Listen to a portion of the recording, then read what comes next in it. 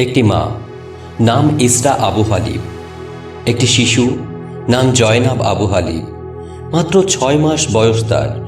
গাজার এক ছোট্ট কুঁড়ে ঘরে ক্ষুধা আর কান্নার মাঝখানে যে জীবন শুরু হয়েছিল, শেষও হলো যেন ঠিক সেখানেই। ইসরা জানে এই যুদ্ধে সে অংশ নেয়নি, তার ছোট্ট মেয়ে জয়নাবও কোনো রাজনীতি বোঝেনি। তবু যুদ্ধের শাস্তি তাকেই পেতে হলো। প্রতিবেদনে বলা হয়, জয়নাব আবু হালিব নামের মেয়ে শিশুটিকে গতকাল দক্ষিণ গাজার একটি হাসপাতালে নিয়ে যাওয়ার চেষ্টা করছিলেন তার মা, কিন্তু চেষ্টা আর সফল হয়নি। হাসপাতালে নেওয়ার আগেই সে প্রাণ হারায়। দুর্ভিক্ষের কারণে ভীষণ অপুষ্টিতে ভুগছিল সে। মা ইসরা আবু হালিব CNN-কে বলেছেন, মেয়েটি গত 3 মাস ধরে হাসপাতালে ভর্তি হচ্ছে এবং বের হচ্ছে। যানবাহন না থাকায় আমাকে 30 মিনিটেরও বেশি সময় ধরে হাঁটতে হয়েছিল।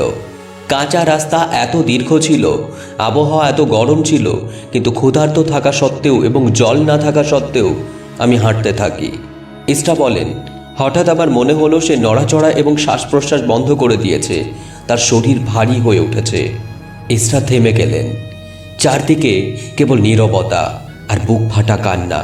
তার মেয়ে জয়নাব তার কোলের মধ্যেই মারা গেল। দর্শক বন্ধুরা, বলতে পারো পৃথিবীতে এর চেয়ে কষ্টকর ঘটনা আর কি হতে পারে? মায়ের কোলের মধ্যে তার শিশু, 6 মাসের শিশু মারা যাচ্ছে। কেন? তাদের কোনো অন্যায় নেই, তাদের কোনো দোষ নেই। কিছু বিবেকহীন মানুষের অরাজকতার শিকার তারা। এই একটিমাত্র ঘটনা নয়, গাজার মাটিতে এমন দৃশ্য এখন প্রতিদিনের। ছোট্ট শিশুরা ক্ষুধায় মারা যাচ্ছে মায়ের কোলে, বাবার সামনে। জাতিসংঘ জানিয়েছে গাজার 5 বছরের নিচে প্রায় 2,60,000 শিশু মারাত্মক অপুষ্টিতে ভুগছে। বিশ্ব খাদ্য সংস্থার মতে প্রায় 1/3 মানুষ অভুক্ত অবস্থায় দিন কাটাচ্ছে। 90,000 মা ও শিশু এখনই জরুরি চিকিৎসা না পেলে মৃত্যু শুধু সময়ের অপেক্ষা। গাজার হাসপাতালগুলোতে জায়গা নেই, ঔষধ নেই, খাবার নেই, জলও নেই, শুধু আছে অজস্র কান্না আর নিথর দেহ। আর এদিকে সারা পৃথিবী যেন নীরব, মনুষ্যত্বের বিবেক যেন নিঃস্ব হয়ে গেছে।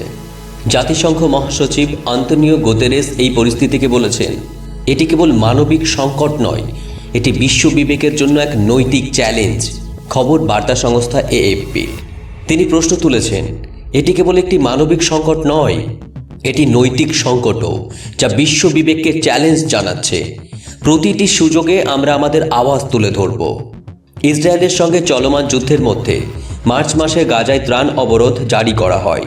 2 মাস পর আংশিকভাবে তা শিথিল করা হলেও গাজায় ক্ষুধার্ত মানুষের সংখ্যা, বিশেষত শিশুদের মধ্যে দ্রুত বেড়ে চলছে বলে সাহায্য সংস্থাগুলো সতর্ক করেছে। গুতেরেস জানালেন, আমরা দেখছি ভিডিও কলে আমাদের মানবিক কর্মীরা খাবার না পেয়ে কাঁপছে। শিশুরা বলছে স্বর্গে যেতে চায়, অন্তত ওখানে খাবার আছে। তার কথায়, এই কথাগুলো শোনার পরও যদি আমাদের হৃদয় না কাঁপে, তাহলে আমরা কিসের মানুষ? আরও ভয়াবহ তথ্য দিচ্ছে আন্তর্জাতিক রেড ক্রস।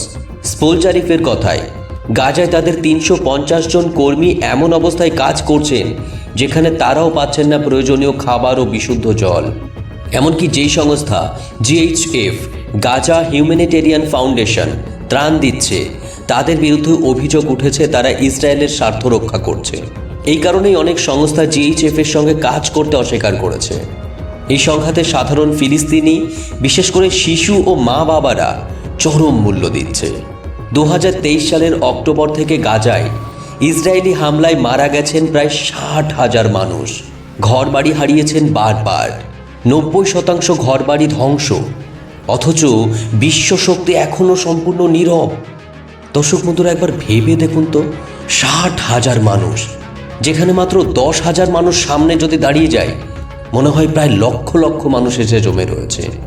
গুতেরেস স্পষ্ট করেই বলেছেন, হামাসের 7ই অক্টোবরের হামলার নিন্দা আমরা করেছি, কিন্তু তারপর যা চলছে তা একেবারে অমানবিক ও অযৌক্তিক।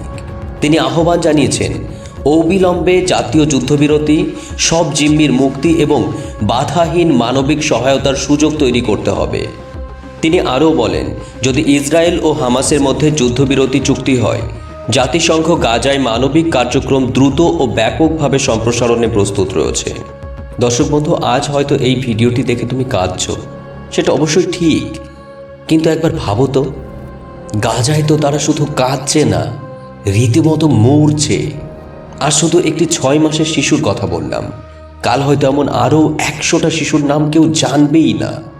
সত্যি কথা বলতে খবরগুলো আপনাদের সামনে তুলে ধরছি ঠিকই, কিন্তু এই রিপোর্টগুলো চোখের সামনে আসার সঙ্গে সঙ্গে সেগুলো নিয়ে যতবার নাড়াচাড়া করছি, লেখালেখি করছি, ততবারই যেন বুকের মধ্যে ভারী হয়ে যাচ্ছে।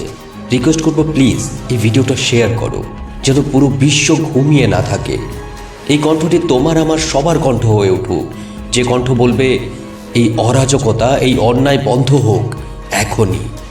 এই যুদ্ধ কেউ জিতছে না, সবাই হারছে, আর সবচেয়ে বেশি হারছে মানবতা।